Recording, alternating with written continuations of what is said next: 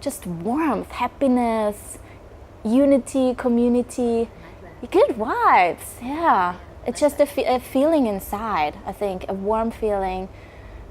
Somewhere here.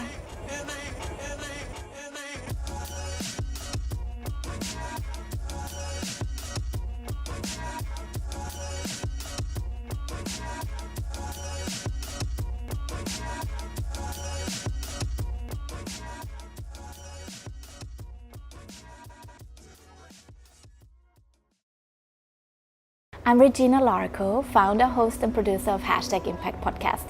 I'm born and raised in Vienna, Austria, and #Impact Podcast is all about people telling their stories, making a social impact with their work.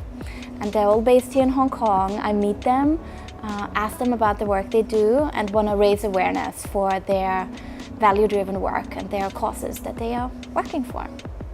I started a podcast because I'm in love with audio. I really love that format, and I have been loving it ever since I was a kid. I love to listen to the radio, I still do. I love to listen to my favorite audio cassettes, and just these stories, they triggered my imagination and they took me places. And that's why I wanted to tell my stories also using audio, just because I love it so much. And as a kid, I was this, I guess, typical, or maybe not typical, I don't know if all kids are like that, but I was always envisioning the world to be a really peaceful and wonderful place, and that it would be possible that the world is a good place where only good wins. And I was a bit naive and idealistic in that sense and lived in my own fairy tale world. But that, of course, led to the work I chose as well in my career. I was working for an NGO in mainland China for many years, where I was working on international relations and running civic education programs, empowering a new generation of young Chinese students to go study abroad, broaden their horizon. And when I moved to Hong Kong, I felt it was a bit of a time where I could reevaluate as well, what would the next step be? What would I want to do with my career? And I wanted to do something that had an impact, #impact, and to go and surround myself. Actually, it was a bit of my own search and quest as well, of surrounding myself with people here in the city that I now call home. There's this beauty of this intimate conversation that you have, that you can then share with your listener as well. I think there's a bit of a revival, and people get more into this kind of format, especially because they are so overwhelmed and already tired of all the visuals that are thrown at us 24/7. So more and more people do feel the need or just the curiosity to try a different format, try audio. The podcast idea didn't come to my mind just like that. I was first starting out looking at some blogging, and because I love writing as well, doing research, looking into, I was doing a lot of freelancing. So there was a year of me really just trying out different things and allowing myself that time to understand a bit better what's the next step. This was hard, because you are so, especially when you have worked for a long time for an organization that is related to the field you studied, it all makes sense. And now what? Who am I? You meet people, and the first question they ask is, so what do you do?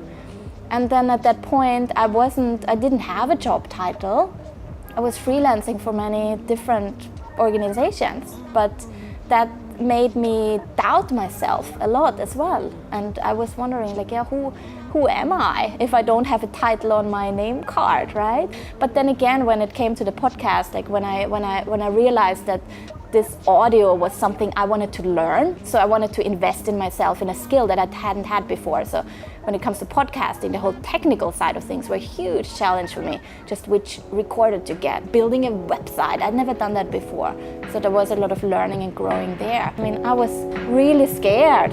What am I doing? Who is gonna listen to this? That was a big challenge, I think, that I did overcome recently, that I allowed myself to step out of this comfort zone and think, okay, what do I have to lose? I'm just gonna try and see if it works. And you know, this is just the beginning. I'm still not sure if there will be huge, you know, listenership, or if there will be, you know, where this will lead. But at the same time, I feel I've grown so much, and that was the important part of. I'm happy that I went through with it. Surround yourself with people that care about you and that care about your vision as well. Trust your instinct. Yeah. Don't be scared. Don't be scared, and just have an open mind, and don't be so worried about that reinvention you're gonna make. You know, even if, you know, in a year from now I say, oh my God, this was not a good idea and it doesn't fit anymore, then you are allowed to reevaluate and make another choice and say, this didn't work, I'm gonna try something else. But sometimes it's better to, you know, do the little steps you can do today, don't be scared, and then cross the bridge when you get there.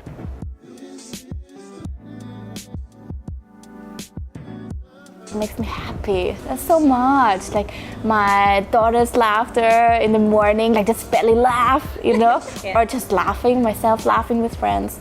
The smell of fresh brewed coffee, sunshine in my face, and rain against the window, the sound of the rain. Yeah, these are just a few things. There are a lot of things that make me happy.